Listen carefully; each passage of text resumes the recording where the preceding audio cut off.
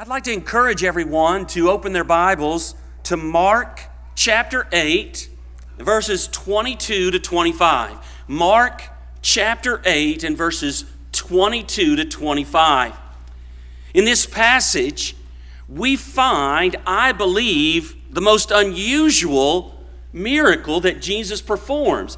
Not because he didn't do this kind of thing before or after, but just in the manner in which he chose to perform this miracle. Look at what is said here. Mark chapter 8, beginning at verse 22. And he cometh to Bethsaida, and they bring a blind man unto him, and besought him to touch him. And he took the blind man by the hand, and led him out of the town. And when he had spit on his eyes, and put his hands upon him, he asked him if he saw aught. And he looked up and said, I see men as trees walking. After that, he put his hands again upon his eyes and made him look up, and he was restored and saw every man clearly. This is the only time that we read about Jesus healing someone in a two-stage manner. Every other time, we read of Jesus speaking the word or touching someone, and they were made well immediately. But this man, after Jesus touches him the first time, says, I see men walking around like trees. He could see figures evidently, but he could not see clearly. When Jesus touches him a second time, he is able then to see clearly. And I'm sure the question that we all have when we look at a passage like this is why? Why did it take two times for this man's sight to be restored back to him perfectly? Well, I'll tell you this, the Bible doesn't tell us. The Bible doesn't tell us. Now, I believe that it indicates to us why Jesus chose to do this, but it doesn't give us the definite answer. But I do want us to understand, this was not a power failure by Jesus.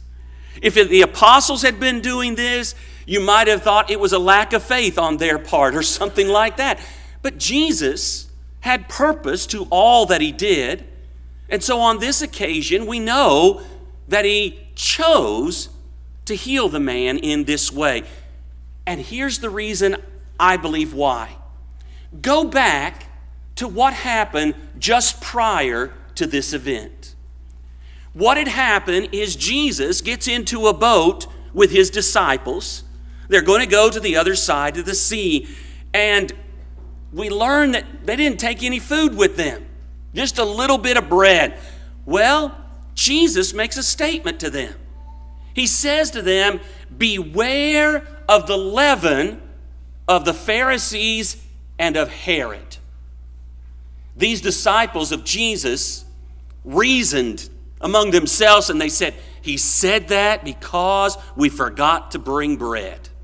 That's why he said that about beware of the leaven of the Pharisees and of Herod. Jesus, knowing their thoughts, asked them a couple questions. You were with me when I fed the 5,000. How many baskets did you take up? They knew the answer. 12. You were with me when I fed the 4,000. How many baskets did you take up? You took up 7. And so Jesus wonders, how is it that you do not understand? Now, Mark's account doesn't give us the information that Matthew's does. But at the end of all of that, in Matthew chapter 16 and verse 12, the Bible tells us, then understood they how that he bade them not beware of the leaven of bread, but of the doctrine of the Pharisees and of the Sadducees. They got it. But it took another time. It took them getting a little bit more information. It took them doing a little bit more thinking, and Jesus explaining it further to them. Then they understood. Right after that, Jesus performs this miracle.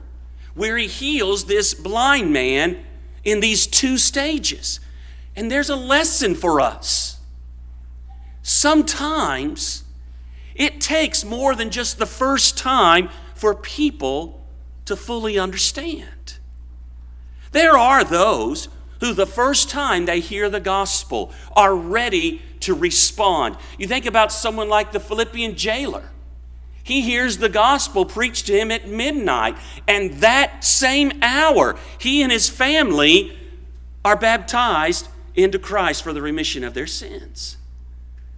But there are others, and I would imagine that most of us would fall into that category, who don't understand fully the first time they hear, who have to be taught further, who didn't obey the gospel the very first time they heard it. It took more teaching, more instruction, prayer, and patience, and someone who would not give up, who led us to Christ. And so as you look at this miracle, let it remind us that sometimes it takes more than once for people to see clearly, to understand more fully, so that they can obey the gospel. That's why we're never going to give up in the preaching and teaching of the gospel. We're going to continue to extend the Lord's invitation every time we come together.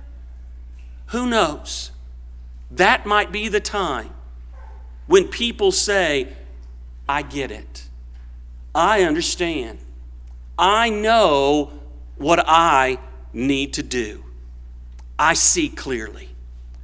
And tonight, I hope that if that's you, you understand what Christ has done for you and what you need to do to obey the gospel, putting him on in baptism for the forgiveness of your sins, that you'll take that step tonight.